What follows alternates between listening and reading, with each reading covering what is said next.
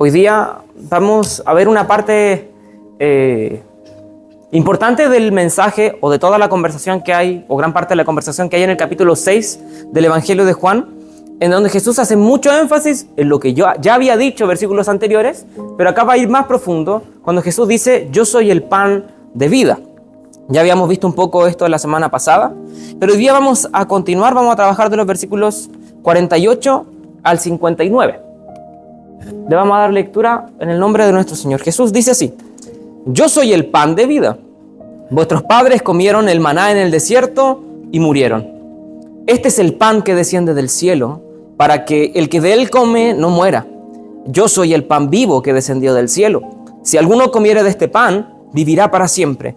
Y el pan que yo daré es mi carne, la cual yo daré por la vida del mundo. Entonces los judíos contendían entre sí, diciendo: ¿cómo puede éste darnos a comer su carne? Jesús les dijo: de cierto os digo, si no coméis la carne del Hijo del Hombre y bebéis su sangre, no tenéis vida en vosotros. El que come mi carne y bebe mi sangre tiene vida eterna, y yo le resucitaré en el día postrero. Porque mi carne es verdadera comida, y mi sangre es verdadera bebida. El que come mi carne y bebe mi sangre, en mí permanece, y yo en él. Como me envió el Padre viviente, y yo vivo en el Padre, asimismo el que come, él también vivirá por mí. Este es el pan que descendió del cielo. No como vuestros padres comieron el maná y murieron. El que come de este pan vivirá eternamente. Estas cosas dijo en la sinagoga, enseñando en Capernaum. Pueden tomar asiento. No sé si se lo imaginaban a campo abierto, conversando con toda la multitud allí en ese lugar. Bueno, así no era. Estaban en la sinagoga conversando. Ahí estaba toda la multitud. Muy probablemente Jesús le hayan dado el espacio para hablar dentro de la sinagoga.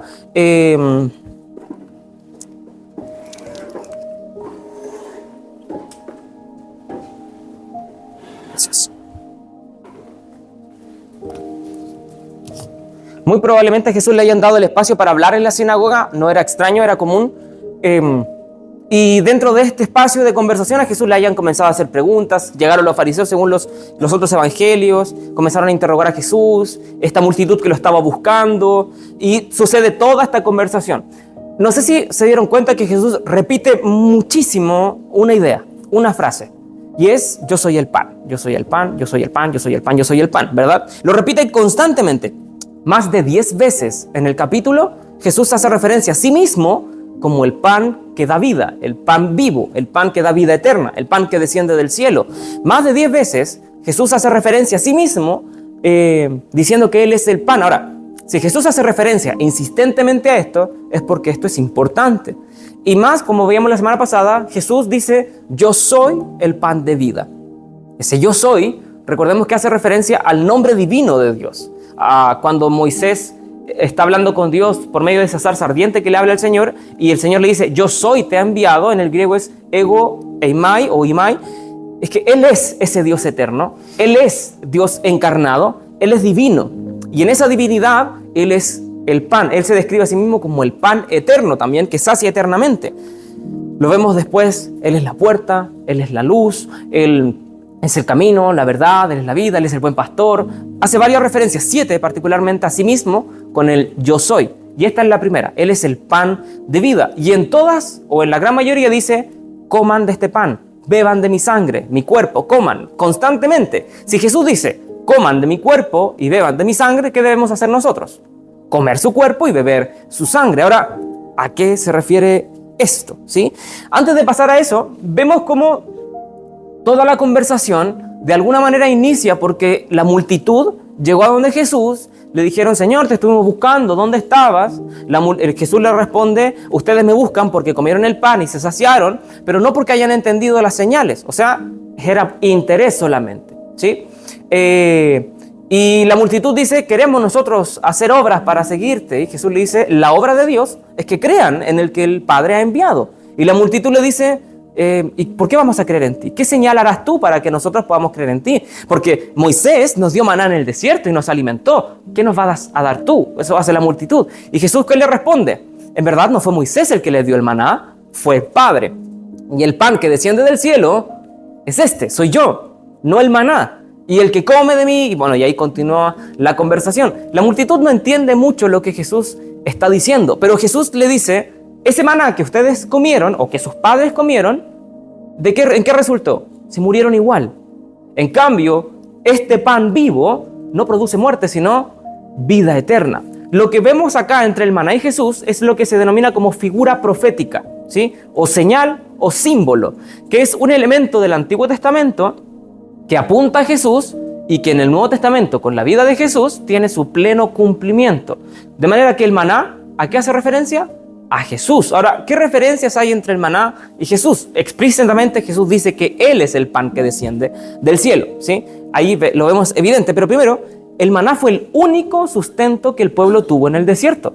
Si bien una vez cayeron aves, comieron carne, la segunda vez también, pero se contaminaron, casi murieron muchas personas, ellos no cultivaban la tierra, ellos no se alimentaban del ganado, ellos solo se alimentaban del maná. Era el único sustento. Si Dios les quitaba el maná, ellos se morían de hambre, porque no tenían ningún otro. De la misma manera, para el creyente, Jesús es el único sustento. Y en este mundo, en el desierto de este mundo, no hay otro alimento que pueda saciarnos. ¿Qué ofrece el mundo? ¿Agua viva? No. Las aguas amargas de Mara, el único que hay en el mundo. Que hay serpientes venenosas y aves que causan muerte. Pero el maná solo desciende del cielo. Es el único sustento para el creyente, es Jesús, ¿sí? En segundo lugar, el maná era un regalo. Ellos no merecían el maná. Dios les dijo, yo los voy a sustentar. Tenían hambre, Dios les da el maná. Ellos no tenían que trabajar, ellos no tenían que sembrar, ellos no tenían que cultivar, ellos no tenían que hacer nada. El maná caía, ellos se levantaban en la mañana, sacaban su porción y listo. Era todo lo que tenían que hacer. Era un regalo. De la misma manera, Jesucristo nos da la salvación por medio de la gracia, por medio de la fe. No es obra nuestra, no es por obras para que nadie se gloríe, sino que es un regalo de Dios, ¿verdad? Y por otro lado, el maná caía diariamente. Dios no les daba así como, miren, les voy a dar el maná hoy día y el que recoge poco jodió y el que recoge harto, bueno, se avivó. No, era la ración diaria. Si a alguien se le ocurría recoger más, se echaba a perder.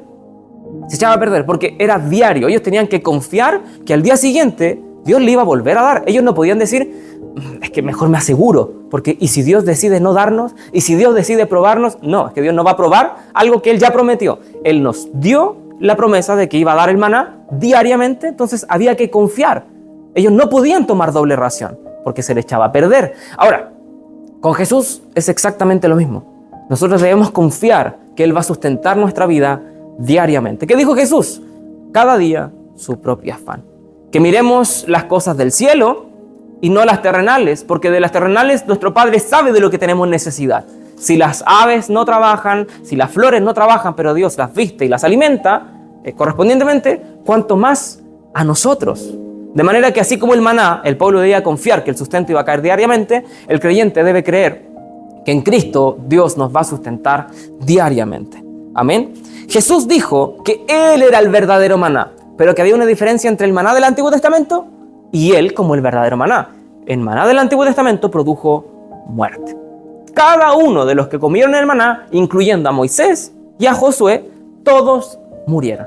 Todos. Pero Él ofrece vida eterna. Él es este pan que cae del cielo. Ahora, ¿qué significa comer el pan? ¿Qué significa lo que Jesús insistentemente dice? El que comiere de este pan, el que bebiere de esta sangre, coman este pan, y todo lo que Jesús repite en todo este pasaje. ¿Qué se refiere? ¿A qué significa comer el pan? Vamos a ver primero lo que no significa y después ver lo que significa. En primer lugar, no es una literalidad, no es literal. Jesús no está diciendo cómanme a mordiscos. Jesús no está pensando en eso. Y aunque uno puede decir, obvio que Jesús no está diciendo eso, no es tan obvio. Porque nuestros amigos católicos, ellos creen que esto es literal. Que ellos, al comer la hostia, ellos literalmente están mascando la carne de Cristo. Ellos están comiendo a Jesús, el cuerpo. Ellos creen en una doctrina que se llama la transubstanciación, en donde la esencia de la hostia, del pan, se transforma en el cuerpo de Cristo, y eso verdaderamente es la carne de Jesús. Entonces ellos no están mascando harina, ellos no están mascando una masa, ellos comen a Jesús. ¿Eso cómo se llama? Canibalismo, exactamente. Jesús no está hablando de canibalismo. No, de hecho, el problema fue la literalidad. ¿Cuál fue el problema de los judíos? Ellos murmuraban y dicen, ¿cómo este nos está pidiendo que comamos su carne y bebamos su sangre? Ellos estaban pensando literalmente. El problema era que los judíos no eran capaces de abstraer, no eran capaces de aplicar las palabras de Jesús. Jesús en el Evangelio de Juan constantemente habla de manera simbólica o metafórica. ¿Qué dijo en el capítulo 2? Destruyan este templo y yo lo derribaré en 3 días. ¿Qué dijo los fariseos? ¿Cómo vas a destruir ese templo que lleva más de 40 años edificándose? Jesús en su mente decía, chiquitito, no entendieron. Ahora Juan nos aclara, pero Juan lo entendió después, que Jesús hablaba de su cuerpo, no era literal. Era simbólico, era metafórico, ¿verdad? Él se estaba refiriendo a su cuerpo, no al templo en verdad, ¿sí? Cuando Jesús dice yo soy la puerta, ¿Jesús es una puerta? No. Cuando Jesús dice yo soy una oveja, ¿Él es la oveja? No, Él es una persona, es Dios encarnado, ¿sí? Jesús no está hablando literalmente, Él está hablando de manera simbólica. Los judíos no lo entendieron y ese fue el problema. Y los católicos hacen exactamente lo mismo hoy en día. Ellos no entienden que esto es simbólico, no literal. Él no está hablando literalmente que mastiquen su carne, porque sería contraproducente que Jesús nos enviara a practicar el canibalismo y beber sangre cuando la Biblia condena justamente esa práctica.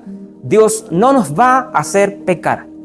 Nada, si hay un mandamiento que aparentemente nos lleva a pecar, debemos revisar nuestra interpretación y muy seguramente sea simbólico y no literal.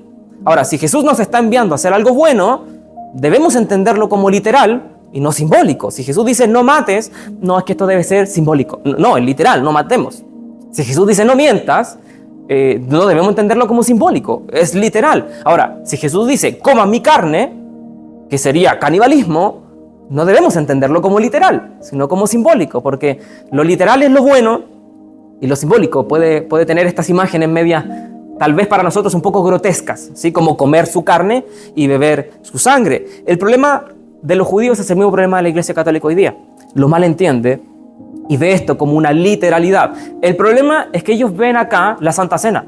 Y ese es el segundo punto. Esto no es la Santa Cena. Jesús no está hablando de la Santa Cena. Pero si ahí habla de comer el cuerpo y beber la sangre, sí, pero aquí la Santa Cena todavía no había sido instituida. La Santa Cena es instituida varios capítulos después, ¿sí? De manera que esto no es la Santa Cena. Pero los católicos lo ven como eso. Esto es la Santa Cena y cada vez que se come la hostia, ellos están comiendo el cuerpo y cada vez que los católicos no beben la sangre incluso. La copa no se le pasa al pueblo. Ellos no pueden beber la copa. O sea que tampoco cumplen el mandamiento de comer la carne y beber la sangre. Pero para ellos el vino se transforma verdaderamente en la sangre y la hostia se transforma verdaderamente en la carne. Eso es falso. El texto no habla de eso, no hay ningún texto que habla de eso. Todo lo contrario, todos los textos hablan de algo simbólico, algo metafórico. ¿Por qué esto no es la cena? Porque primero no había sido instituida y en segundo lugar porque ¿cuál es el resultado de comer y beber según este pasaje? Vida eterna. Vida eterna. Comer a Cristo y beber su sangre es ser salvo. ¿Celebrar la Santa Cena nos hace salvos? No. La Santa Cena no es un elemento salvífico. ¿Qué significa eso? Que necesitamos cumplirlo para ser salvos. No creemos eso. La Santa Cena es un sacramento como el bautismo que Dios instituyó, pero que no nos hace salvos. Lo practican aquellos que ya han sido salvos, pero no lo hacen para ser salvos, sino porque ya lo son, ¿sí? Nosotros no somos bautizados para ser creyentes. Somos bautizados porque ya somos creyentes. Nosotros no celebramos Santa Cena para ser creyentes. Nosotros celebramos Santa Cena porque somos creyentes. Solo los creyentes se bautizan, solo los creyentes celebran Santa Cena, ¿sí? Si un musulmán se bautiza, un musulmán no se bautiza, bíblicamente hablando. Un musulmán se convierte a Cristo y luego de convertirse a Cristo se bautiza. Pero el que se bautiza es un creyente. Puede haber sido musulmán, puede haber sido católico, puede haber sido ateo, puede haber sido quien fuera. Pero el que se termina bautizando es porque ya ha hecho una confesión de fe, ya ha nacido de nuevo. Lo mismo con la Santa Cena. Si creemos que necesito tomar Santa Cena para ser salvo, estamos creyendo que necesito hacer obras para ser salvo. Y la salvación no es por obras. La salvación nos dice, ¿somos salvos por gracia y celebrar la Santa Cena? No. Somos salvos por gracia, por medio de la fe. Y este don, la fe, no es de ustedes, sino que es un regalo de Dios. De manera que no, esto no es Santa Cena, primero, porque aún no había sido instituida, y segundo, porque el resultado de este comer y beber es vida eterna. Y no creemos que la Santa Cena da vida eterna.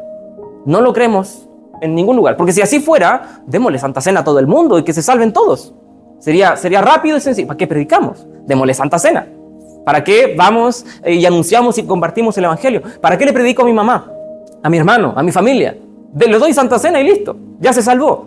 Pero no es eso lo que dice la Biblia, ¿verdad? No es eso. Entonces, no, esto no es Santa Cena. Ahora, ¿qué significa comer y beber entonces? Vamos a hacer una comparativa. En el mismo pasaje, verso 54 verso 40. Fíjense lo que dice el 54. El que come mi carne y bebe mi sangre tiene vida eterna, y yo le resucitaré en el día postrero. ¿Qué dice el verso 40? Y esta es la voluntad del que me ha enviado, que todo aquel que ve al Hijo y cree en Él tenga vida eterna, y yo le resucitaré en el día postrero. ¿Cuáles son los dos actos? Comer y beber, y ver y creer. Esos son los dos actos comparativos. ¿Cuál es el resultado? Exactamente lo mismo, palabra por palabra. Y yo le resucitaré en el día postrero. En el día postrero. El efecto es el mismo de comer y beber como de ver y creer. Es exactamente lo mismo. De manera que comer la carne de Cristo y beber su sangre es creer en Jesús. Eso es lo que significa en este contexto del pasaje comer y beber la sangre de Jesús. Comer y beber es creer en Él. Ahora, ¿la multitud creía en Jesús? Más o menos, ¿verdad? Dijo que sí, pero la multitud creía solamente por un beneficio. Creía que Jesús podía dar pan. Creía que Jesús podía cumplir sus peticiones, pero no creían en Jesús como el Hijo de Dios. Esa fe no es completa, no es genuina. De manera que ellos no estaban comiendo su carne ni bebiendo su sangre, porque no era una creencia genuina. Creer en Jesús, en esta similitud o concordancia con comer y beber, es ser salvos, porque da vida eterna y la seguridad de la resurrección en el día postrero. Eso es la salvación. La vida eterna es la salvación. La seguridad de la resurrección en el día postrero es la salvación. De manera que cuando Jesús dice, el que ve y cree tiene vida eterna, no está hablando de, no, si yo creo, como gran parte del mundo lo dice. Muchos dicen, no, si yo creo, pero ellos no viven como Cristo manda, ellos de verdad no adoran a Jesús, ellos no siguen las Escrituras, entonces su fe es falsa.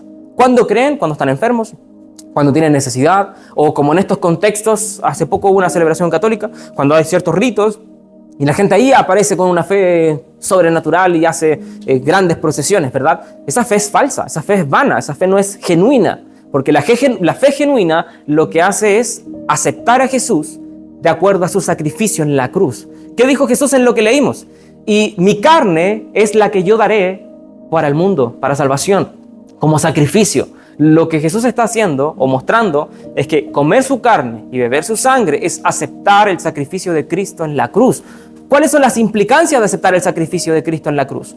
Que fue en mi lugar, que yo era el culpable, que yo era el condenado, pero que el Dios eterno se encarnó en Jesucristo para tomar mi lugar, para recibir la ira de Dios, para tomar mis pecados, vestirse de ellos, darme su justicia y llevarme con Él a la eternidad. Pero el pecador era yo era el condenado, y que fue por gracia, no fue por obras, que Él es el Dios eterno que tomó mi lugar. Eso implica tomar y creer en Jesús, comer y beber su sangre. Amén. Ahora, en el propio Evangelio de Juan vemos varias veces en las que creer en Jesús involucra justamente lo que significa comer su carne y beber su sangre, que es recibir vida eterna. Juan 3:16, al menos la segunda parte, para que todo aquel que en Él cree tenga vida eterna, ¿verdad? Juan 5:24, el que cree en mi palabra, y cree al que me envió, tiene vida eterna. Y Juan 20:31, el propósito del libro, pero estas cosas se han escrito para que ustedes crean que Jesús es el Cristo, el Hijo de Dios, y para que al creer tengan vida en su nombre. Creer en Jesús con una fe genuina es ser salvado. Nadie que no sea salvado puede creer genuinamente en Jesús. Y esto lo dice en el propio capítulo 6. Nadie puede venir a mí si el Padre no lo trajere. Nadie. O sea, creer en Jesús es sinónimo de ser salvo. Creer genuinamente. Y esa creencia genuina, esa fe genuina, ¿De dónde viene? De Dios. Él la infunde en nosotros por medio de su Espíritu Santo. ¿Y qué dice las Escrituras? Que la fe viene por el oír palabra de Dios, ¿verdad? De ahí viene la fe. ¿Qué dice Corintios? ¿Cómo Dios va a salvar al mundo? ¿Cómo Dios se da a conocer al mundo? Por medio de la predicación del Evangelio, que al mundo le parece una locura, ¿verdad? Pero es el único medio de salvación, la palabra de Dios. Entonces, creer en Cristo es creer en su palabra. Comer su carne y beber su sangre es creer en Él, es creer en su palabra. Amén. Ahora, ¿cómo hacemos esto? ¿Cómo comemos a Cristo? Yo sí creo, ¿verdad? Entonces, comí a Cristo. Creímos cuando fuimos salvos. Ahí comimos su cuerpo y bebimos su sangre. Compartimos o aceptamos su sacrificio. A eso está apuntando el comer su carne y beber su sangre. A su sacrificio. Pero hoy día necesito seguir comiendo su carne y seguir bebiendo su sangre en esta imagen simbólica. Sí, evidentemente. Necesitamos seguir saciándonos de Él. Pero, ¿cómo lo hacemos? ¿Cómo resultamos en eso? Si comer su carne y beber su sangre es creer en Él, creer en la palabra, como decía otra parte del Evangelio de Juan, necesitamos alimentarnos de Él, porque Él es el alimento. Él es ese alimento que necesitamos. Y las Escrituras justamente hablan de esto. Fíjense cómo lo que podemos ver cuando Satanás tienta a Jesús, en un contexto similar a la multitud le dice, danos pan. Jesús no les da pan, ¿verdad? Bueno, a la primera sí. Pero en la tentación de Jesús tenía hambre. ¿Y qué le dice Satanás? Convierte estas piedras en pan, ¿verdad? Pero, ¿qué le dice Jesús? En ese tiempo, el diablo se le acercó y le dijo, si eres el Hijo de Dios, di a estas piedras que se conviertan en pan. Jesús le dijo, no. Las Escrituras dicen, ¿qué dicen? La gente no vive solo de pan, sino de cada palabra que sale de la boca de Dios. El alimento que necesita la gente, y esta es una cita de Deuteronomio, el alimento, dice Jesús, que necesita el ser humano no es el pan, porque de eso no vive. Cuando dice vive, está hablando de vida eterna. Yo no soy salvo por comer pan, pero si me alimento de la palabra de Dios, yo sí soy salvo, porque ese es el alimento, eso es lo que necesito. Entonces, ¿cómo seguimos comiendo el cuerpo de Cristo y bebiendo su sangre? A través de su palabra. Necesitamos alimentarnos de su palabra, ¿sí? Fíjense lo que dice el Salmo. Esta es la versión Reina Valera contemporánea. Aliméntame con tu palabra y viviré. No permitas que se frustre mi esperanza. El salmista, estamos hablando del Antiguo Testamento, y el salmista ya entendía que la palabra era su sustento, que la palabra era su alimento. La palabra de Dios era lo que necesitaba. ¿Para qué? Para vivir eternamente, no solo acá en la tierra, ¿sí? Aunque si bien la palabra de Dios terrenalmente nos alienta, nos fortalece, nos consuela, nos inyecta nuevas fuerzas, ¿verdad? Nos limpia, nos santifica, pero espiritualmente nos da vida eterna, ¿sí? Pedro dijo, y lo vamos a ver no el próximo domingo, sino cuando continuemos con el Evangelio de Juan, en el último mensaje ya del capítulo 6, Pedro, en un momento cuando Jesús le dice, y ustedes se van a ir también como la multitud, Pedro, ¿qué le dice? Señor, no, ¿a quién iremos? ¿Si solo tú tienes pan? No, si solo tú tienes palabras de vida eterna. Pedro entendió todo el mensaje, entendió toda la conversación, entendió todo lo que Jesús le había querido enseñar en todo, desde el versículo 1 del capítulo 6, cuando está en la multiplicación del pan y los peces, hasta el último momento. Pedro entendió, dijo, no, la palabra de vida eterna, nuestro sustento y alimento, solo la tienes tú. Él no habló de pan físico, él no habló de milagros, él no habló de sanidades, él habló de la palabra de vida eterna. Solo tú la tienes. Ahora, es interesante que este mismo Pedro dijo lo siguiente, 1 Pedro 2, NTV. Como bebés recién nacidos, deseen con ganas la leche espiritual pura para que crezcan a una experiencia plena de la salvación. Pidan a gritos ese alimento nutritivo. Este es el alimento que necesitamos. Si la palabra de Cristo representa a Cristo mismo, necesitamos alimentarnos de Él. ¿Cuánto? Siempre. Siempre. ¿Basta una vez a la semana, el domingo? No. Siempre. ¿Basta venir el miércoles aparte del domingo? No. Siempre. Y si toca que no podemos hacer culto, ¿Ayunaremos espiritualmente? ¿Hay ayuno espiritual? No ayunamos físicamente, nuestra carne ayuna, pero no podemos hacer que nuestro espíritu ayune. Nuestro espíritu debe saciarse por completo, por saturación. Mi estómago se llena. Yo como, antes podía comer harto más, ¿sí? Harto más. Pero ahora no tanto. No sé, como tres panes es mucho, ya me sé así como lleno así y uno ya no me cabe más, ¿verdad? Sé que es pecado la gula, pero todos hemos experimentado esa sensación de estar hasta acá lleno, ya no más. Rompimos nuestro nivel de saciedad y seguimos dándole y quedamos ahí atosigados. Esa es nuestra carne, pero nuestro espíritu no. Nuestro espíritu no es así. Yo no puedo decir, ya, estoy lleno de la palabra de Dios, ya no me cae un versículo más, ya no voy a seguir leyendo hoy día, mañana tal vez si me baja el hambre.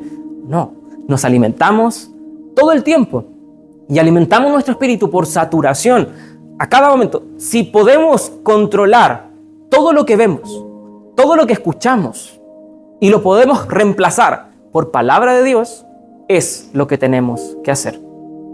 Porque siempre debemos alimentarnos de la palabra de Dios. Siempre. Si sucede que nos toca estar un año encerrados y no hay culto, y supongamos el peor de los escenarios, ni siquiera hay internet para hacer servicios online, ¿cuál es mi responsabilidad? Alimentarme de la palabra de Dios. Y si supongamos sucede el caso y la cosa se soluciona, volvemos a la normalidad, ¿cuál debería ser nuestra actitud con respecto a que las iglesias se abran? Deberíamos correr para ser alimentados de la palabra de Dios. ¿Qué fue lo que reveló la pandemia? Que no nos alimentábamos de la palabra de Dios. ¿Cuántas personas dejaron de asistir a la iglesia luego de que se abrió? Montones. Incluso gente se salió, si podemos decir salir, ¿sí? Gente dejó de ser creyente a los 3 meses de la pandemia porque no se podían congregar. Y su vida espiritual, personal, su comunión diaria con Dios, ¿dónde estaba? Nunca existió. Por eso cayeron inmediatamente apenas se cerró la iglesia, porque estaban desnutridos espiritualmente. Pero, ¿qué nos dice las Escrituras? Debemos alimentarnos como un bebé recién nacido, desear a gritos. O sea, si no me la dan, debo exigir palabra de Dios. Y a mí mismo, luego a los demás, ¿sí? A quien esté por delante de la iglesia. Si no se hacen estudios, exigir. Si no hay buena predicación, exigirla. Ahora, si yo gasto todo el día viendo redes sociales, escuchando lo que fuera, y no me alimento de palabra, ¿qué voy a exigir?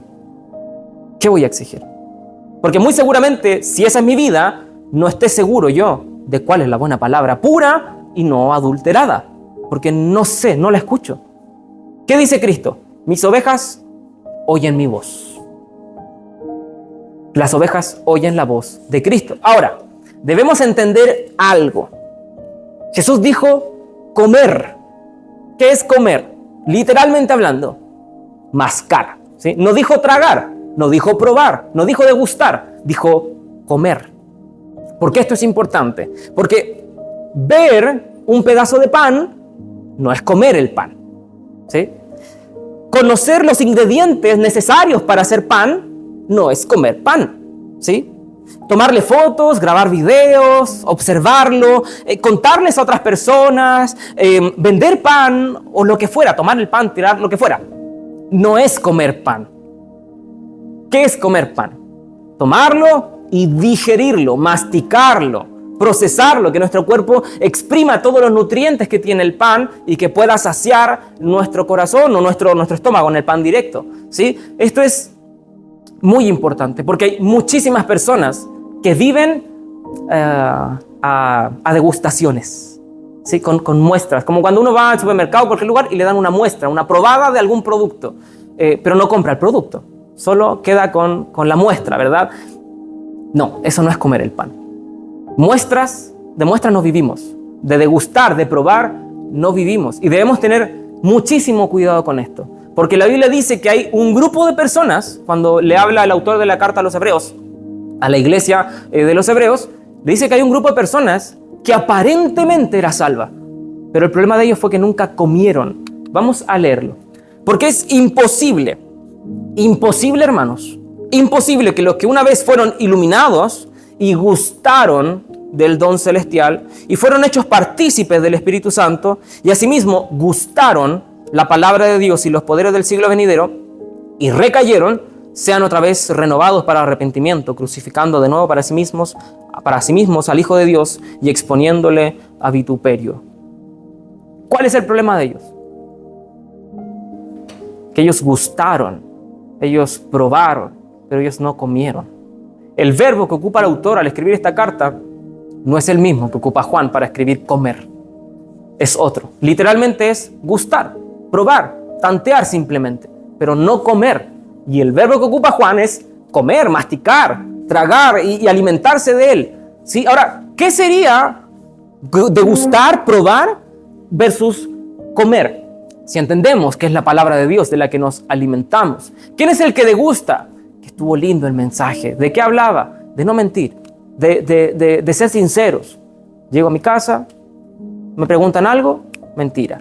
Llego al trabajo, me preguntan algo, mentira. No estoy practicando lo que estoy escuchando. ¿Qué es eso? Yo degusté la palabra, no la comí. Nos engañamos porque somos solo oidores y no hacedores. El oidor es el que degusta, el hacedor es el que comió. Porque ¿cuándo realmente hace efecto el pan? Cuando lo comemos. ¿Cuándo realmente hace efecto la palabra? Cuando se obedece, no cuando solamente se escucha. El que degusta es el que llega, escucha, se va y su vida sigue igual. No aplica, no intenta, no se esfuerza, sabiendo que el que pone el querer como el hacer es Dios según su buena voluntad.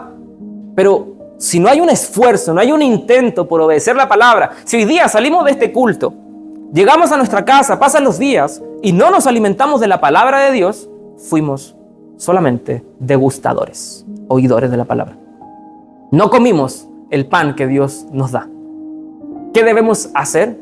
Comer el pan. Alimentarnos de la palabra, que no seamos como este grupo de personas.